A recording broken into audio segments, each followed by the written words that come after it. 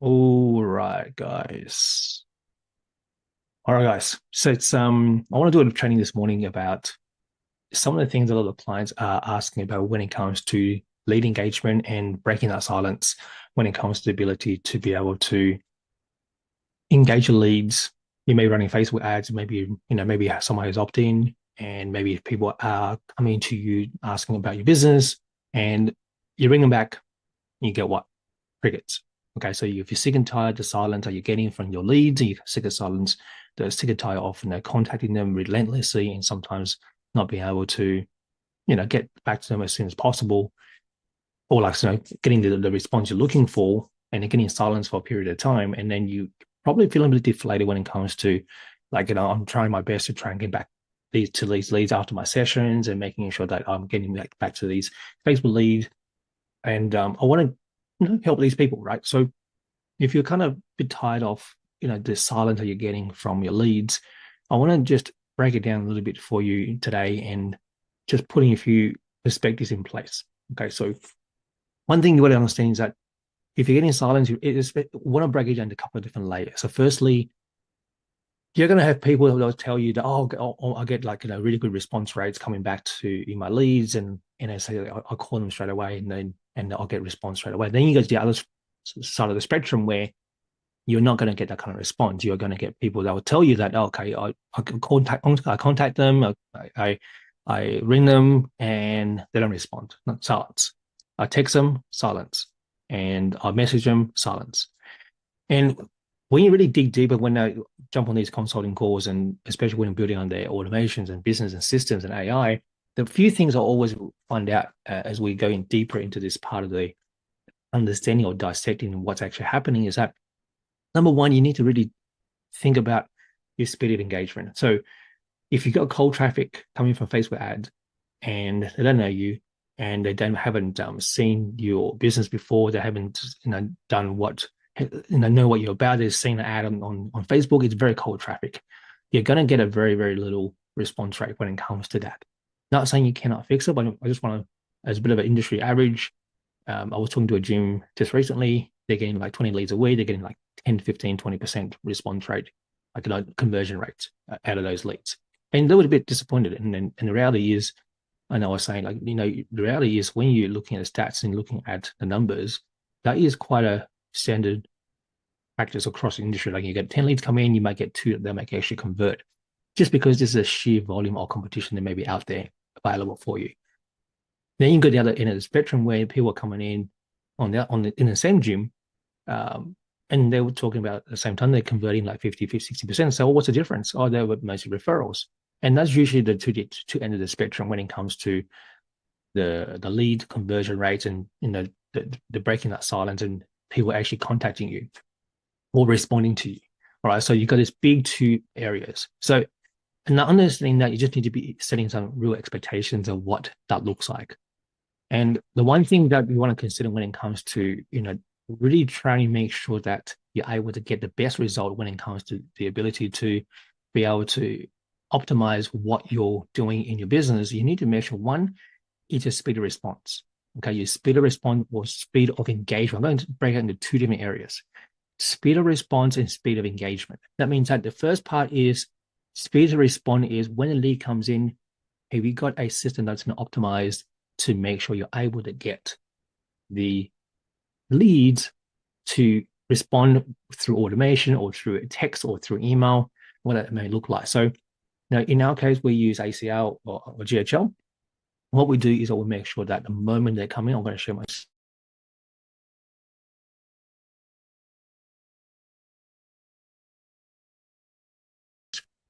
happens is that the moment that let's see, got the right screen here. The moment a lead opts in, they are going to jump into any kind of automation in here. Okay. So they're going to go into there and they're going to get a lead, a text or email straight away. Okay. That's speed to respond. That's an automated message that gets out to them and say, just contacting them. Facebook comes in and they're going to get information. They're going to get the text message on the right workflow here with the nurture.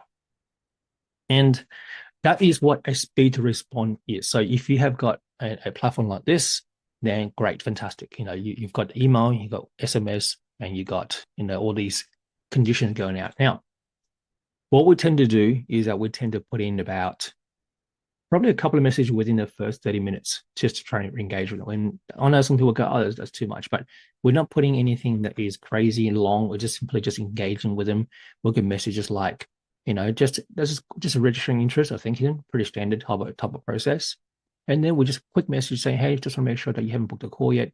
And then also want to make sure that we've got the right person as well too. Okay. So you're putting these messages in place to make sure that you're able to get the right information for them, to make sure that you're engaging in conversation. That's a speed to respond. That's quite different to speed to engage, right? So you can understand that when you're running a Facebook ad, the automation is going to always be able to respond to them very, very quickly. But engagement is when they text back. What happens after that? And do you have a system in place that is engaging with them the moment they respond, right? So they're two very, very, very different things. So you've got the speed to respond, which is the automation. Lead comes in, automation goes out. You're sending information. You might redirect them to a pre-sale type questionnaire, maybe a survey or whatever that may look like. That's a lead nurturing process. The engagement is where we implement something like an AI that allows you to be able to go in, and when they respond and you're not able to get back to them straight away, you're now going to make sure the AI assistant is in place that is going to respond to them the moment they come in. I shared a video this morning for one of our clients that we set up in EnviroClear, and that's exactly what we're doing. So they come into a website and they are going to have a website. So people are coming to their website and they're looking at, they live chat and go, oh, I want to have a chat to someone on there. Now, if you have a website in your business like a gym, we know that you're not going to be able to jump on that live chat straight away. So your speed to respond is going to be okay, but your speed to engage is definitely going to be lacking. So that's just very upfront here. So we know you're not going to be sitting there 24/7. Someone comes to your website, they opt in, you're going to engage with them straight away. Some if you can, some you can't. And that's just the way it is. And you got to understand that's unless you have a full-time staff member, even them are not going to be able to cover all the hours that you're looking to do 24/7. By having an AI assistant that can cover some of those timeframes may just be a real advantage because you're not able to get a response back straight away. I'd like to know more. Right? Now you've got a website, you have a live chat, you have someone that's actually going to be able to respond to the moment they are able to engage with you. So if you're having some silences when it comes to following a lead, we get busy. And you get busy, I get busy. Sometimes I look at my phone call, I'll get like 5 missed calls after five back-to-back type Zoom meetings. I'm going to miss out on conversation. And that's going to be the way it is because you're going to be doing exactly the same thing. So having someone opt in and then you're not able to engage with them, it is going to definitely make a difference when you can have something in place, a tool in place that's able to engage with them the moment they're able to respond to you. That's the first thing to consider. So if you want to break that silence, think about whether you have got those things in place already. How fast you're getting to the leads by calling them, texting them, leaving voicemails. And then number 2, making sure you've got the engagement tool in place to make sure you're able to get that response the moment they come in. Okay. Right.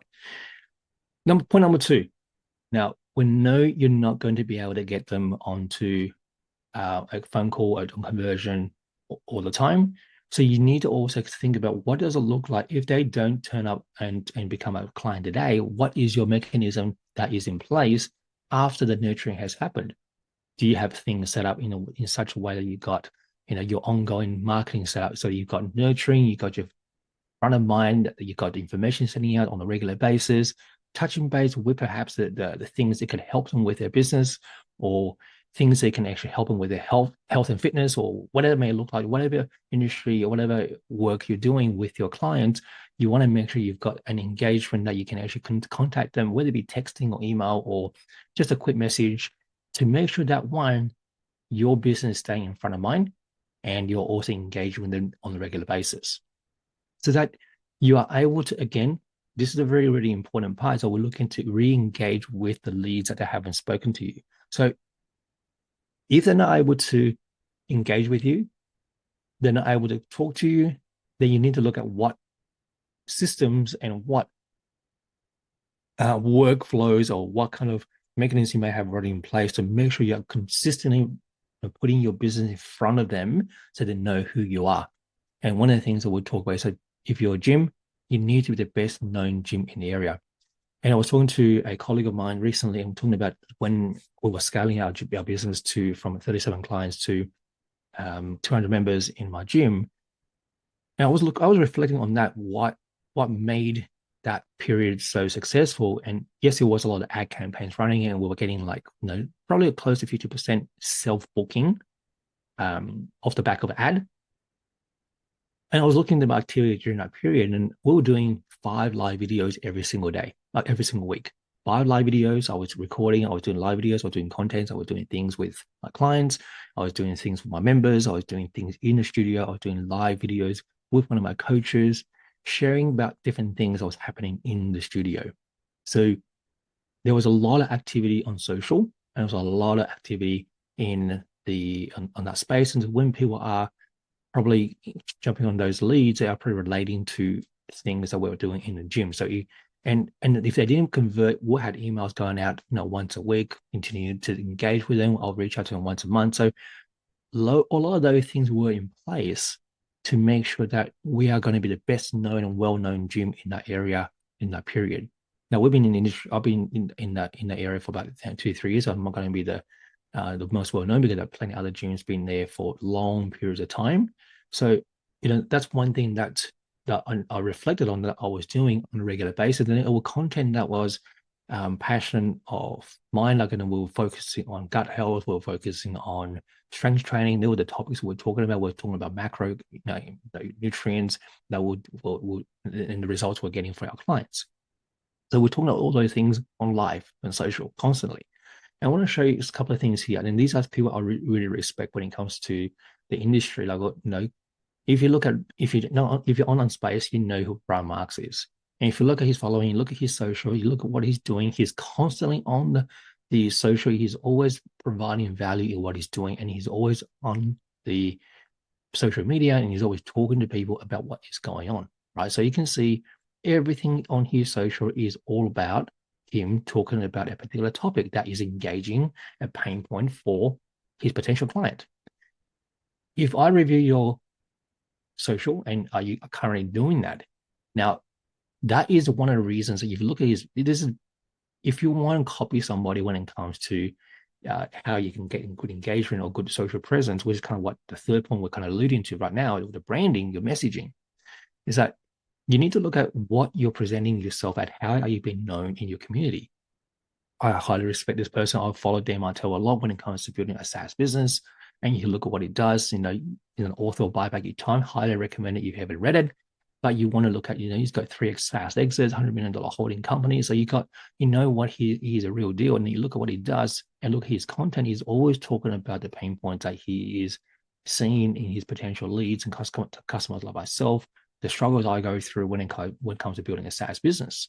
So the third point of what we're alluding to right now is that what is your branding and messaging about when it comes to the way you present yourself in the social, so that people, when they're contacting you or when they see your ad in your Facebook, they know who you are, they know what you're about, they know what problem you're able to solve. So between the social and between the ad copy, between your profile, and between all those things all together, are the message consistent all the way through? And then look at different Facebook profiles again. You look through this. Everything they are doing on their profile is all about things they're currently doing, what they're doing and providing value to the community or to the potential people they're working with. And it's really important to make sure when you look at your profile is it's not showing that, how you do your bicep curls, how you do all the things. Yes, they have important values, but are you specifically calling out the problems and the issues that your clients are facing when it comes to your ability to solve their problem? Okay, so let's break it down. So we've got the 3 things I'll talk about today. We've got, first thing, if you're having some issues when it comes to the ability to get the leads to respond to you, firstly, you need to make sure you examine whether are you responding to the moment they're coming. 5 minutes is kind of the time period we're looking at.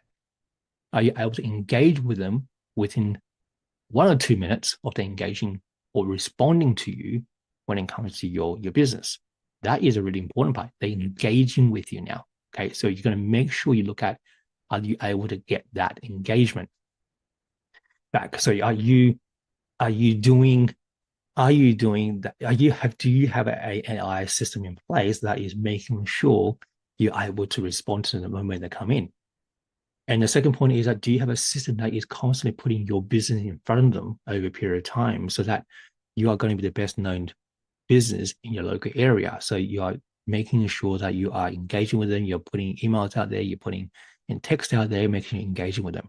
And lastly is your branding. Like, what is your branding? What is the message? What do you do? What are you making sure that you're able to be known at when it comes to your local business? Are you making sure that everything you're putting out there in the content in your social is going to be engaging with a potential client and making sure they are able to engage with you regularly, and actually you are being known to be the person that solves their problem. Okay, so if you are able to get those things right, I know that you're going to have a much better response rate because you're a better known business in your local area, and you're going to be the person that people come to you and they see when they see your ad, they understand what you do and what you represent.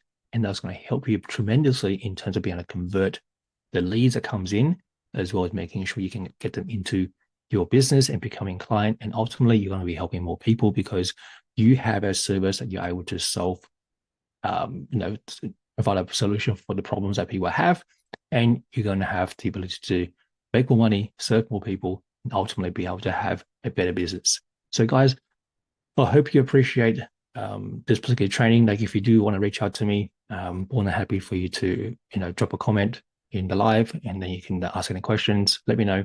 And there's plenty of resources I can provide for you. I like to share what some of my learnings are through my own business, and also working with clients that we work with in the business and systems and automation and things like that. So catch you guys later. Bye-bye.